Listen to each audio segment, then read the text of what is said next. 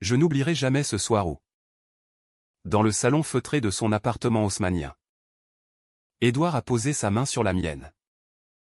Et que le monde a basculé dans un tourbillon de désirs interdits et de secrets enfouis. Mon cœur battait la chamade. Comme si chaque battement hurlait la trahison que nous étions sur le point de commettre. Dans ce Paris qui juge sans pitié les amours comme la nôtre. Comment aurais-je pu résister? Quand ses yeux, ses abysses sombres, me promettaient un paradis que la société nous refusait. Tout en sachant que cette étreinte signerait peut-être notre chute? Dès l'instant où j'ai franchi le seuil de son appartement. Rue de Rivoli. L'air chargé d'un parfum de café fraîchement moulu et de livres anciens. J'ai su que cette réunion de travail n'en était pas une. Édouard. Mon patron. Cet homme charismatique de 35 ans. Avec ses cheveux poivre et sel impeccablement coiffés et son regard perçant qui semblait toujours lire en moi. M'avait convié sous prétexte de finaliser un dossier urgent. Mais au fond de moi, une voix murmurait que c'était un piège. Un appel déguisé à affronter ce que nous évitions depuis des mois. Clément? C'est moi. 32 ans. Architecte prometteur dans son cabinet.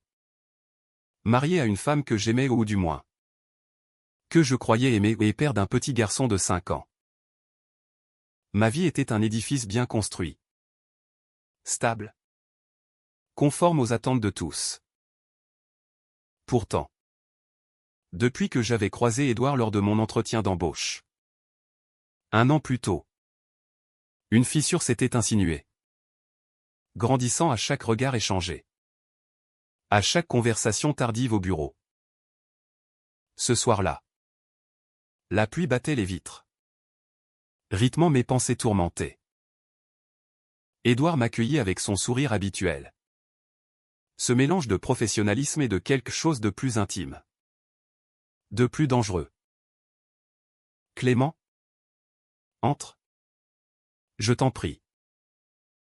Le vin est déjà ouvert. Sa voix. Grave et veloutée. Comme un vin de Bordeaux qu'il affectionnait tant. Me fit frissonner. Nous nous installâmes autour de la table basse.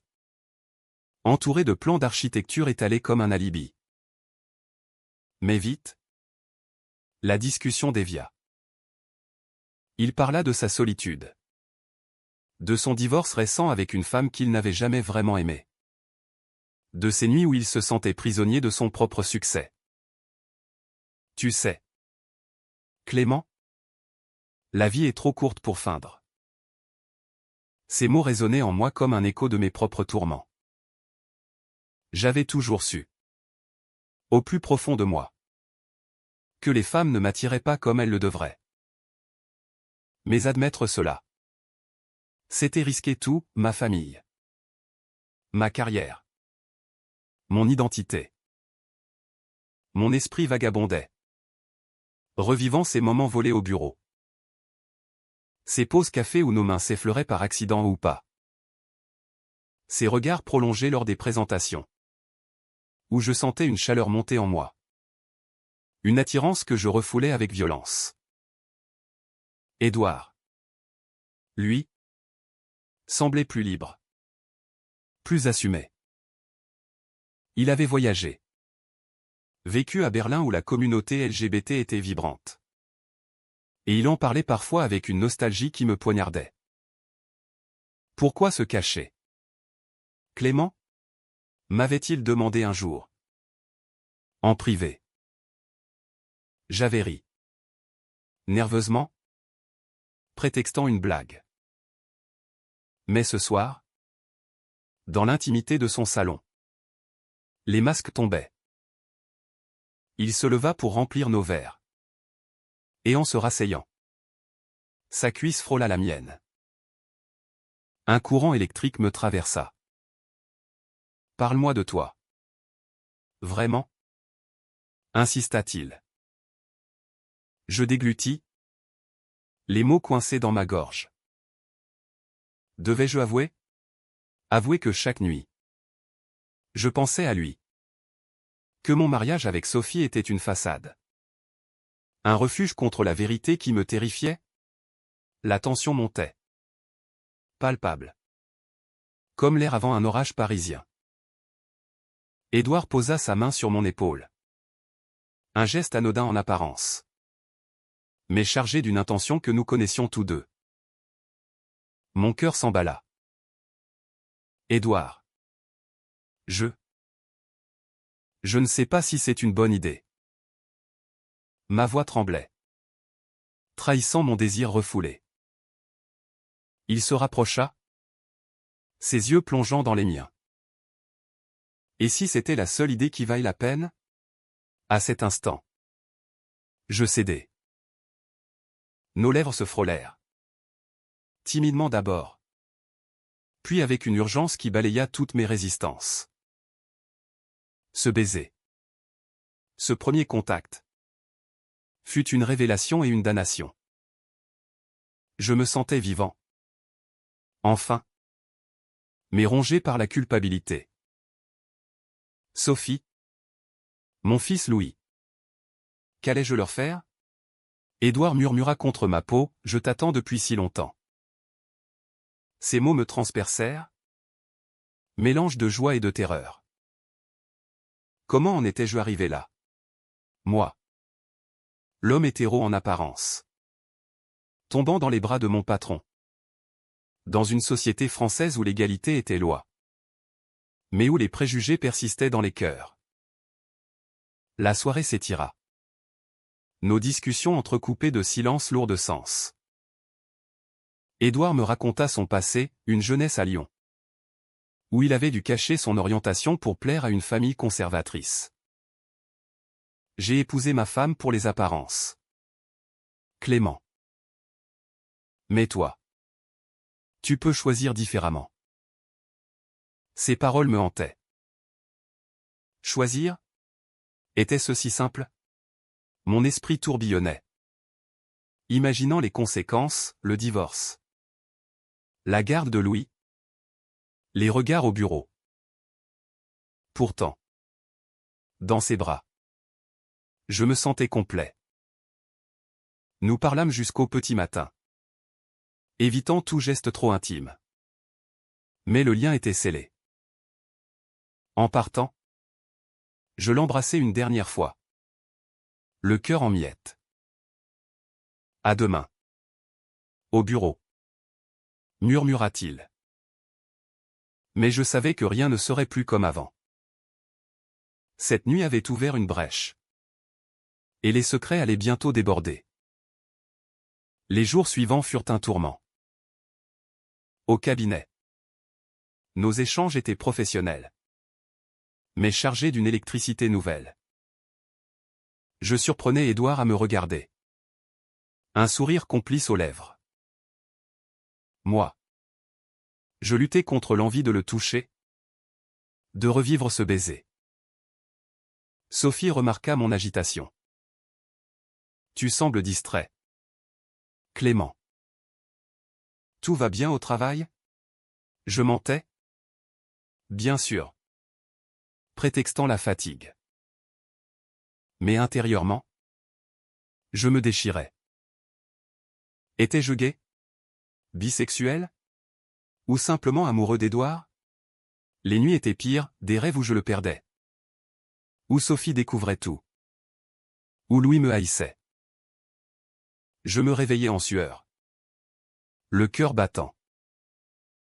Édouard. De son côté. M'envoyait des messages discrets, pense à toi. Cela me réconfortait et me terrifiait à la fois. Un soir, lors d'une réception professionnelle à l'hôtel de ville, la tension culmina. Édouard était là. Élégant dans son smoking. Discutant avec des clients. Je l'observais de loin. Jaloux de chaque personne qui l'approchait. Soudain. Il me fit signe de le rejoindre dans un coin discret. Je ne supporte plus cette distance. Murmura-t-il. Nous nous embrassâmes furtivement. Le risque nous excitant autant qu'il nous effrayait. Mais quelqu'un nous vit-il? Mon paranoïa grandissait. Rentrer chez moi. Je m'effondrais. Sophie dormait paisiblement. Ignorant tout. Comment lui dire? Elle qui m'avait soutenu dans ma carrière. Qui m'avait donné un fils. La culpabilité me rongeait. Comme un acide. Édouard représentait la liberté. Mais à quel prix? Enfin. Je décidai de confronter mes sentiments. Lors d'un déjeuner avec Édouard. Dans un bistrot du Marais au quartier symbolique de la communauté LGBT à Paris, je lui avouai mes doutes. Je t'aime. Mais j'ai peur. Il prit ma main sous la table. Moi aussi. Clément. Mais ensemble. Nous pouvons affronter cela. Ces mots me donnèrent de l'espoir. Mais au fond. Je sentais une ombre planer. Édouard cachait-il quelque chose? Son divorce n'était pas si récent. Et des rumeurs circulaient au bureau sur une liaison passée. Était-ce avec un homme? Je chassais ces pensées. Me concentrant sur l'instant. Pourtant. Le doute s'insinuait. Poison lent. Les semaines passèrent. Et notre relation s'approfondit en secret. Nous nous voyions en dehors du travail. Dans des cafés discrets ou chez lui. Évitant tout ce qui pourrait nous compromettre. Édouard était patient. Compréhensif. Me laissant le temps d'assimiler mes sentiments. Je sais que c'est dur pour toi. Clément. Tu as une famille. Ces paroles étaient un baume. Mais aussi un rappel constant de ma double vie. Intérieurement, je me débattais, d'un côté. L'amour naissant pour Édouard. Cette connexion profonde qui me faisait me sentir authentique, de l'autre. Le devoir envers Sophie et Louis. Chaque mensonge que je proférais me pesait plus lourd. Je rentre tard ce soir. Un dossier urgent. Disais-je à Sophie. Pour filer chez Édouard. Là. Nous parlions des heures. De nos rêves. De la société française qui, malgré les lois progressistes comme le mariage pour tous, gardait des relents d'homophobie dans les cercles professionnels. Un jour, lors d'une promenade le long de la Seine, Édouard me confia un secret qui me glaça. J'ai déjà vécu cela. Clément. Avec un collègue. Il y a des années. Ça s'est mal fini. Il raconta comment cet homme l'avait quitté pour préserver sa carrière. Le laissant brisé. Je ne veux pas te perdre comme ça. Ses yeux brillaient d'une vulnérabilité que je n'avais jamais vue. Cela me toucha profondément. Renforçant mon attachement. Mais cela sema aussi le doute, étais-je prêt à tout risquer? Mon esprit tourmenté imaginait les scénarios catastrophes, Sophie découvrant des messages. Louis grandissant sans père. Le cabinet en proie au ragot. Édouard. En tant que patron. Risquait sa réputation. Nous devons être prudents. Insistais-je. Il acquiesçait. Mais je sentais son impatience grandir. La crise éclata lors d'un voyage d'affaires à Lyon. Ville natale d'Édouard. Nous y allions pour un projet d'urbanisme. Dans l'hôtel. Après une journée épuisante. Il m'invita dans sa chambre pour discuter du dossier. Mais vite. La conversation dériva. Clément. Je t'aime. Vraiment. Ces mots me transpercèrent. Je l'embrassai avec ferveur. Mais au milieu de l'étreinte, une panique m'envahit. Attends. Édouard. Et si on se fait prendre? Il rit doucement. Personne ne sait. Pourtant. Le lendemain. Un collègue. Marc. Me lança un regard étrange lors du petit déjeuner. Belle soirée hier, demanda-t-il avec un sourire ambigu. Mon sang se glaça. Avait-il entendu quelque chose? Édouard balaya mes craintes, c'est ton imagination. Mais le doute persistait. De retour à Paris. La paranoïa s'amplifia. Sophie commença à poser des questions. Tu sembles distant. Clément. Y a-t-il quelqu'un d'autre? Je nie, et. Le cœur serré. Non. Juste le stress au travail. Mais elle n'était pas dupe. Un soir, elle trouva un message d'Édouard sur mon téléphone, l'innocent en surface. Mais suspect. Qu'est-ce que c'est que ça, hurla-t-elle. Je prétextais un collègue. Mais le mensonge sonnait faux. Intérieurement, je me haïssais. Comment pouvais-je lui faire ça? Sophie, avec sa gentillesse infinie, méritait mieux. Louis, innocent, me regardait avec ses grands yeux, ignorant le chaos que je semais. Édouard, sentant ma détresse, proposa une solution radicale. Quitte-la. Clément. Viens vivre avec moi. Ces mots me stupéfièrent. Était-ce possible? Imaginer une vie ouverte avec lui. À Paris. Où les couples gays étaient de plus en plus visibles? Me tentait. Mais le prix était exorbitant. Et Louis, demandai-je. La voix brisée. Il hésita. Tu auras la garde partagée. Je t'aiderai.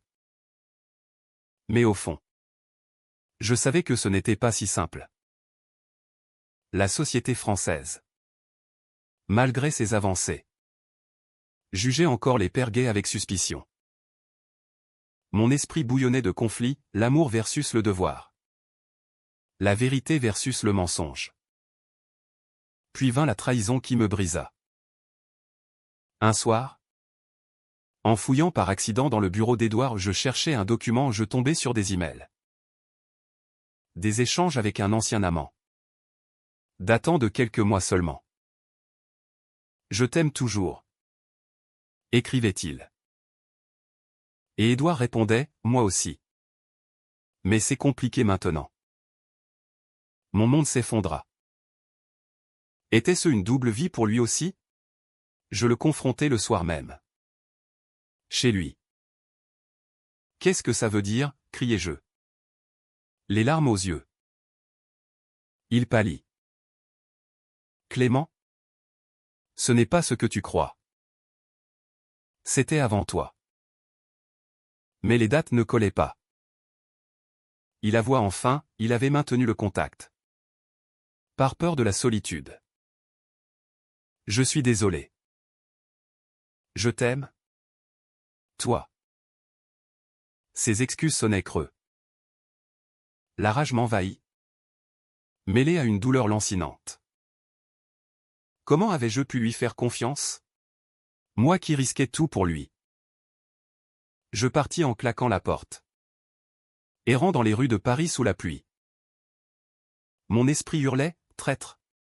Pourtant, une partie de moi comprenait sa peur. Sa vulnérabilité. Édouard avait souffert. Comme moi. Mais la blessure était profonde. Rentrez chez moi. Sophie m'attendait. Il faut qu'on parle. Dit-elle calmement. Elle avait deviné. Pas les détails. Mais l'infidélité. Est-ce une femme? Demanda-t-elle. Je secouai la tête. Les larmes coulant. Non. Un homme. Édouard. Le silence qui suivit fut assourdissant. Elle pleura. Moi aussi. Comment as-tu pu, murmura-t-elle. Je n'avais pas de réponse. Seulement des regrets. Les jours suivants furent un enfer. Édouard m'appela sans cesse, suppliant de me voir. Je l'évitais au bureau, demandant un congé. Sophie et moi discutâmes longuement. Elle était blessée, mais compréhensive. Je t'aime encore, Clément.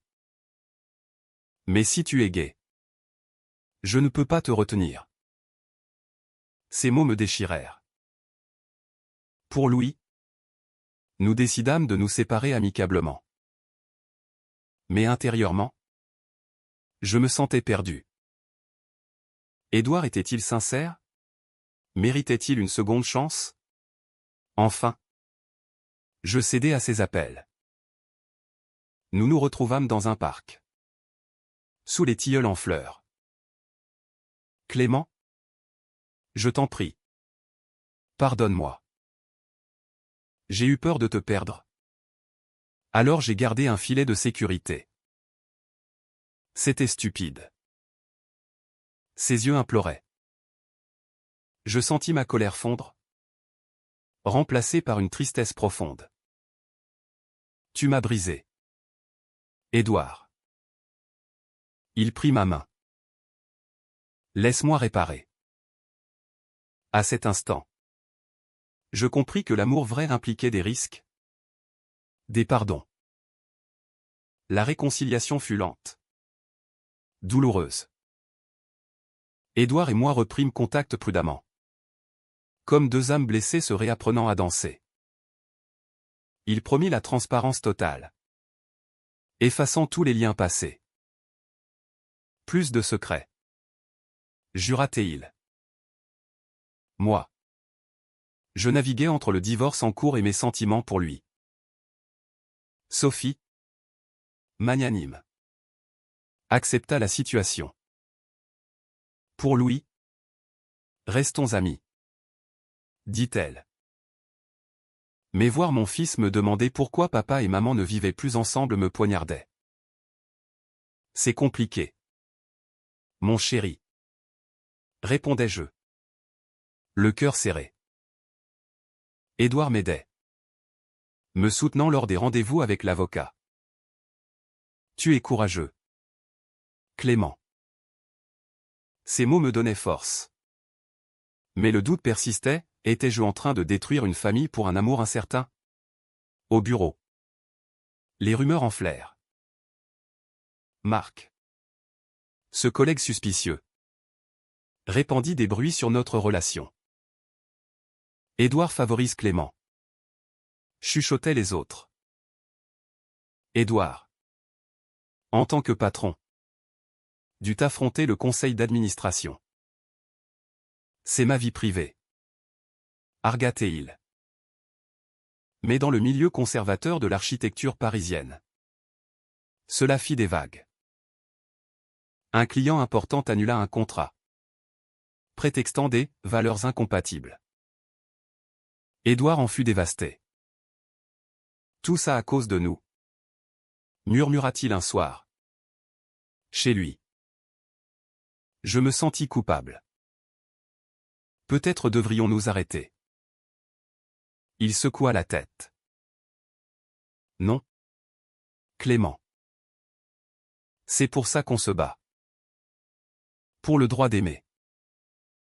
Intérieurement, je luttais contre mes démons. Des nuits entières. Je me questionnais, étais-je vraiment gai? Où était ce Édouard qui m'avait éveillé? Les souvenirs d'enfance refaisaient surface, des attirances refoulées pour des camarades, masquées par des relations hétéro-conventionnelles. Édouard m'encouragea à consulter un thérapeute, spécialisé dans les questions LGBT. Pour te comprendre toi-même. Les séances furent libératrices. J'appris à accepter mon orientation. À voir que mon mariage avec Sophie était une erreur bienveillante. Pas une trahison. Mais cela n'effaçait pas la douleur. Un conflit majeur surgit lors d'une fête de famille chez les parents d'Édouard. À Lyon. Il m'invita comme son ami. Mais sur place.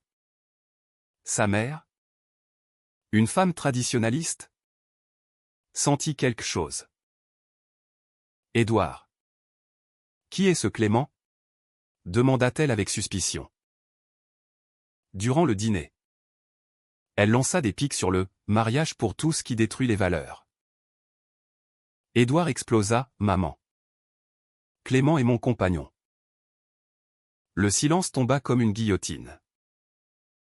Son père se leva. Furieux. Pas sous mon toit. Nous partîmes précipitamment. Dans le train de retour, Édouard pleura. Je pensais qu'ils avaient évolué. Je le serrai contre moi, partageant sa peine. Cela renforça notre lien, mais révéla les fractures sociétales en France, malgré les lois. Les cœurs restaient divisés. Puis vint l'ultime trahison. Ou du moins ce qui y ressembla. Sophie, dans un moment de vulnérabilité, m'avoua avoir rencontré quelqu'un. Un homme. Clément. Il me rend heureuse. Je fus jaloux. Irrationnellement. Pas d'elle.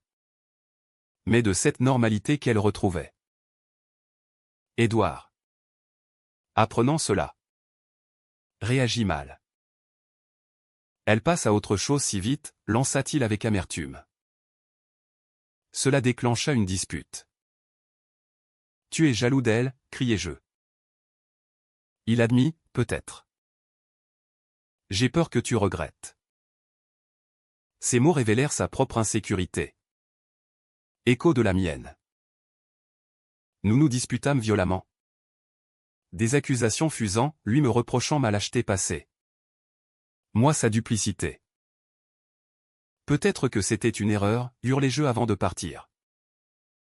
Seul dans mon appartement temporaire. Je m'effondrais.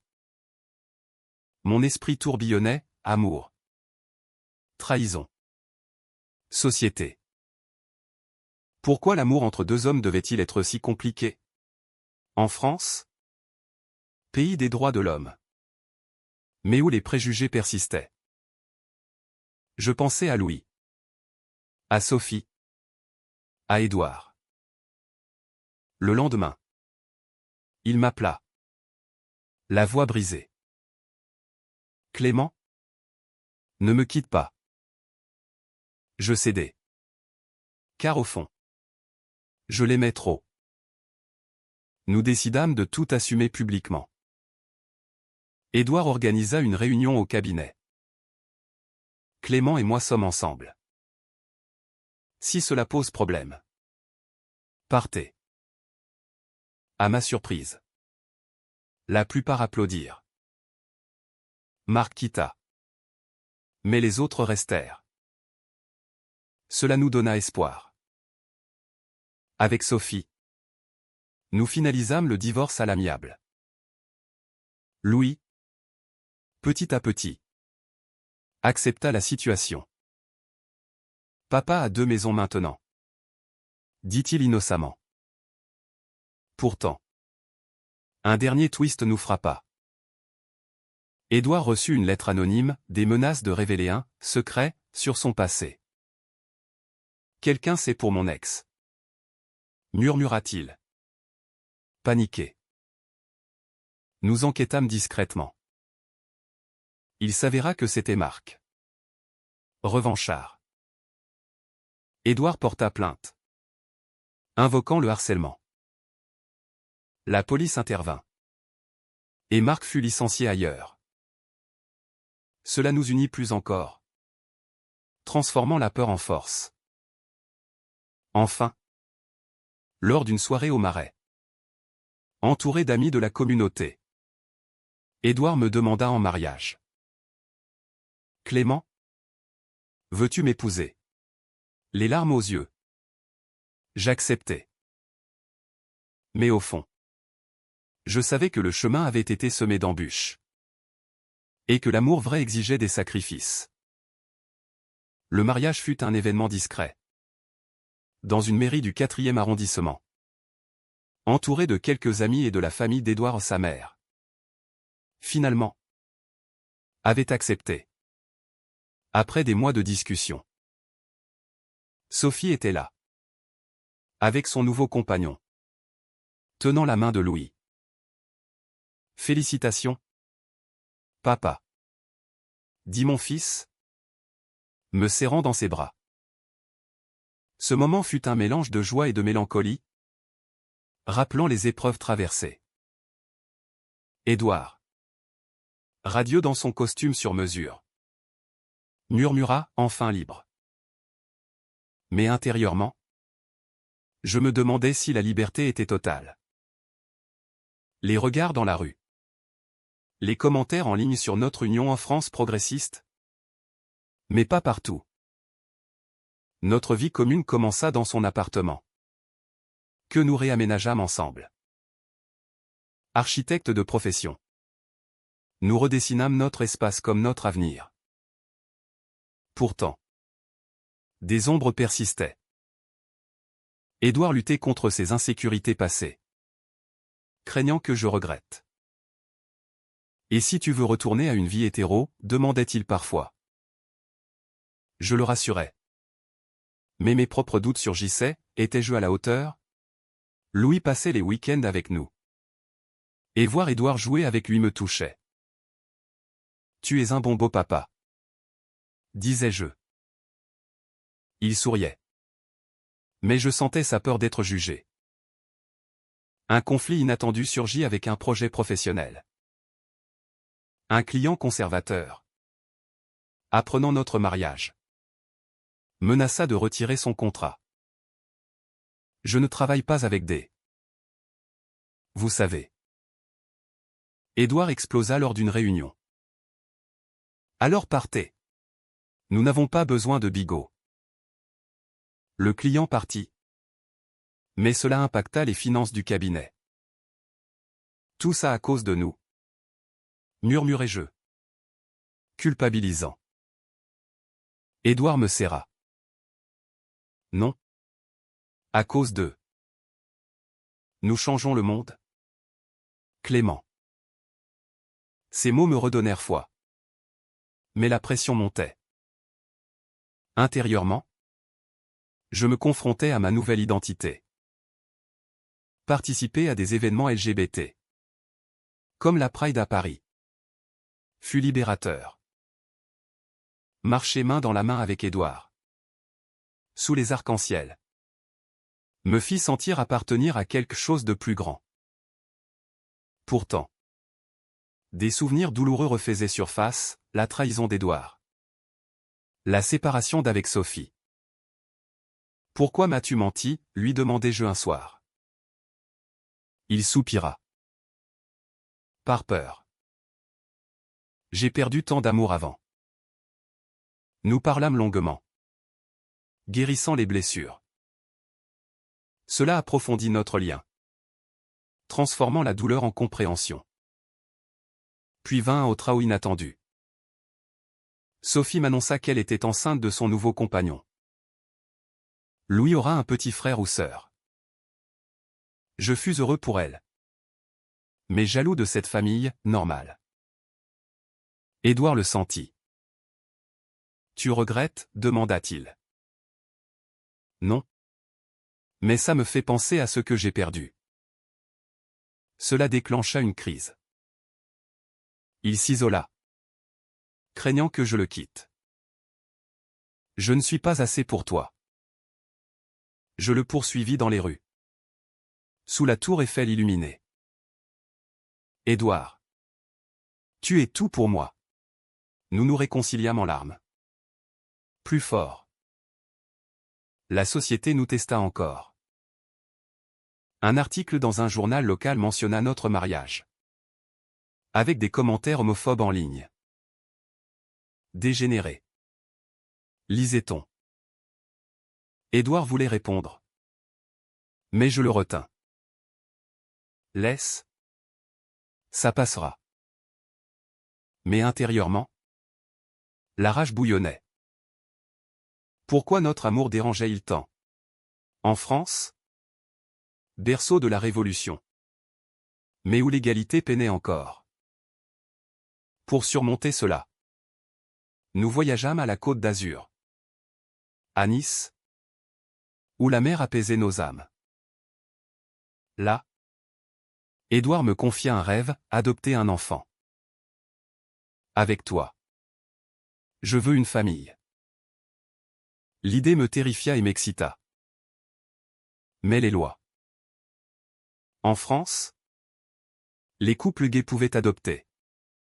Mais le processus était ardu. Nous commençâmes les démarches, affrontant les jugements. Une assistante sociale nous interrogea, « Êtes-vous prêt pour les défis ?»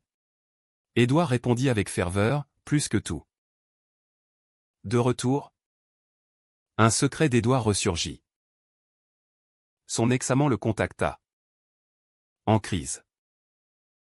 Il a besoin d'aide, expliqua Édouard. Je fus furieux. Après tout ça, il jura que c'était platonique. Mais le doute revint, poisonnant nos jours. Je l'espionnai, honteux, et découvris qu'il l'avait aidé financièrement. « Pourquoi ne m'as-tu rien dit ?» criai-je. Il pleura, « Je ne voulais pas te blesser. » Cela fut la goutte d'eau. Je partis chez Sophie pour la nuit, réfléchissant. Était-ce tenable? Le lendemain, Édouard vint me chercher. Clément? Sans toi, je suis perdu. Ces mots me brisèrent. Je réalisai que l'amour impliquait le pardon. Encore et encore. Nous rentrâmes. Plus unis. Enfin, l'adoption avança. Après des mois, nous reçûmes l'approbation. Un petit garçon, orphelin, entra dans notre vie. Bienvenue, petit, murmura Édouard. Louis l'adora. Notre famille s'agrandit. Symbole de résilience. Les années passèrent. Et notre vie se stabilisa dans un équilibre fragile mais beau. Édouard et moi. Mariés. Parents de 2 garçons Louis en garde partagée. Et notre adopté. Antoine. Le cabinet prospéra, attirant des clients progressistes. Mais les épreuves nous avaient marqués, nous rendant plus empathiques. Intérieurement, je réfléchissais souvent à notre parcours, de la réunion fatidique à cette famille atypique.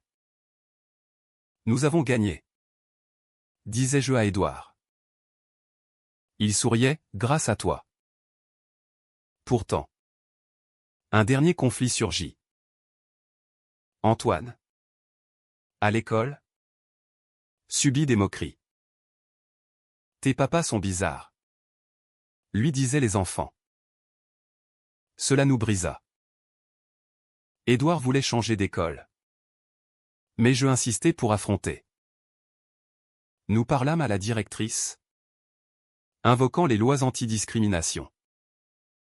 La France évolue, répondit-elle. Antoine grandit fort, grâce à notre soutien.